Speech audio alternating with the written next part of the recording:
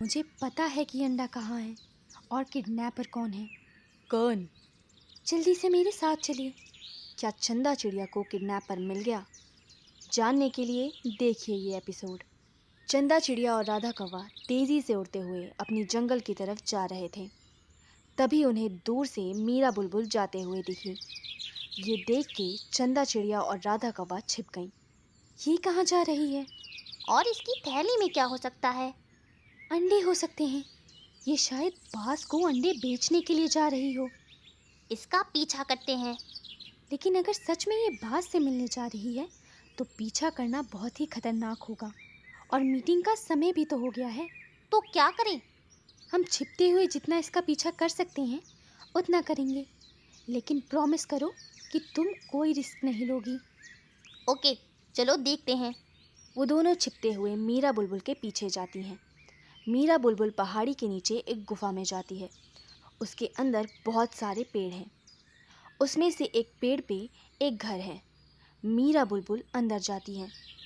चंदा चिड़िया और राधा कौवा खिड़की से अंदर झांकने की कोशिश कर रहे हैं। अंदर का नज़ारा देखते ही दोनों बहुत डर जाती हैं। ये क्या है? मुझे कुछ समझ नहीं आ रहा।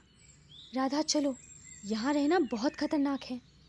नहीं चंदा, हमें मीरा बुलबुल को पकड़ने का मौका फिर से नहीं मिलेगा।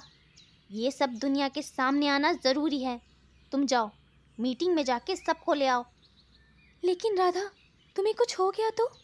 मुझे कुछ नहीं होगा। मैं यहाँ पे छिप के बैठूंगी, उसे कोई शक नहीं होगा। ठीक है राधा, मैं 2 मिनट में सबको लेकर आती हूँ। बस तुम अपना ख्याल रखना, रिस्क मत लेना। और चंदा चिड़िया छिपते हुए बाहर जाती है।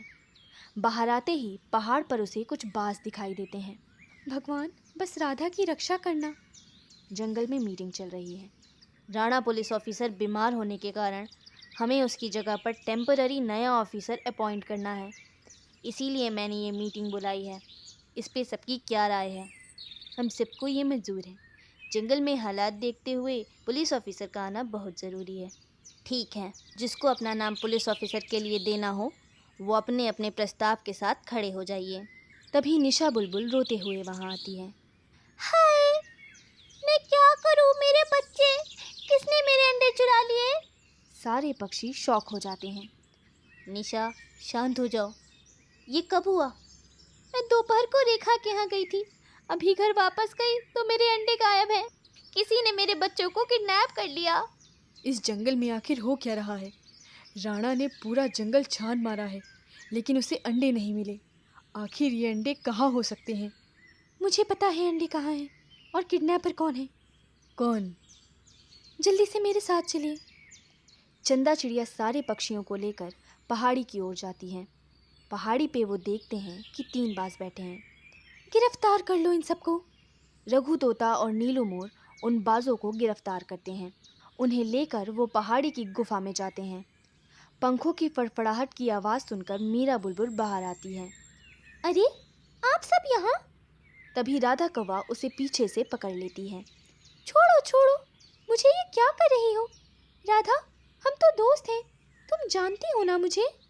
हाँ, अब मैं तुम्हें अच्छी तरह से पहचान गई हूँ तारा। ये सुन के मीरा बुलबुल चौंक जाती है। मीरा बुलबुल के घर में बुलबुल के अंडे मिलते हैं और बहुत सारी हड्डियाँ, कुछ अलग किताबें और रंग बिरंगी पानी से भरी बोतलें मिलती हैं।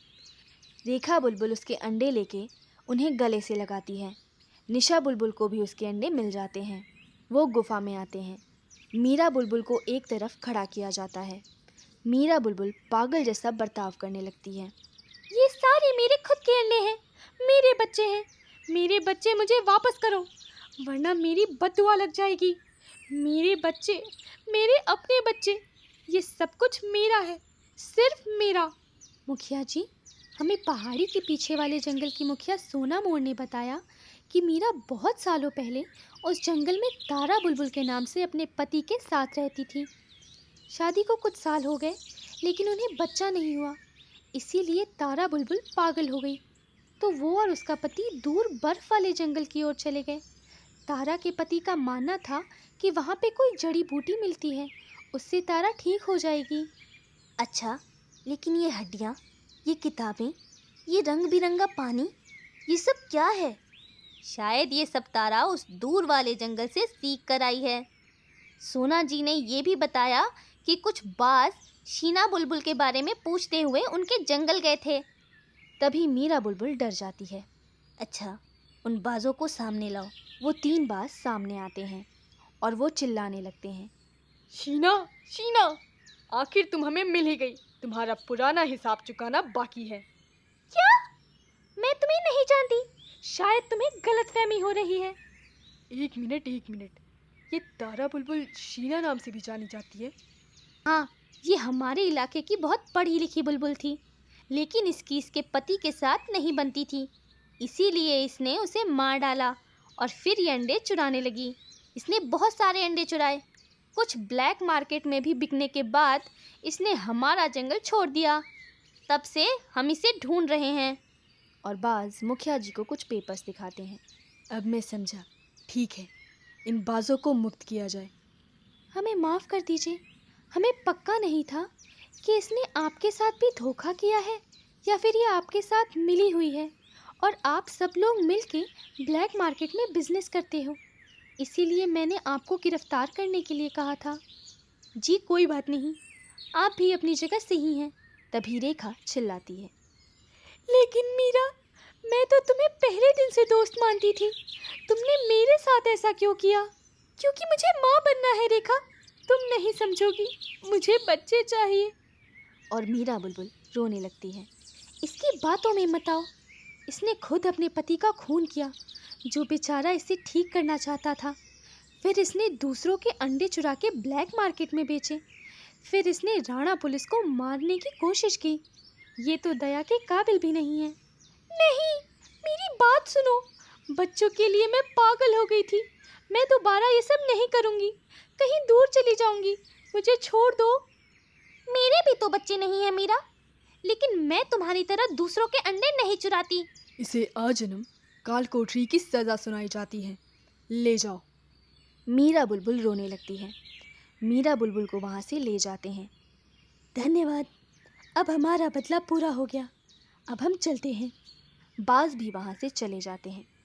राधा, चंदा, आगे आओ। तुम दोनों ने आज अपनी ज़िद और होशियारी को दिखाते हुए जंगल को बहुत बड़ी मुसीबत से बचाया है। इसीलिए मैं जितना शुक्रिया अदा करूं उतना कम है। पूरा जंगल हमेशा तुम्हारे कर्ज में रहेगा। लेकिन इस खुशी के मौके पे मैं तुम दोनों को ये देना चाहता हूँ। और मुखिया जी अपने कीमती जेवर निकालते हैं और चंदा राधा को देते हैं। सारे पक्षी चंदा और राधा की जय हो, चंदा और राधा की जय हो। चंदा और राधा खुशी से हंसती हैं।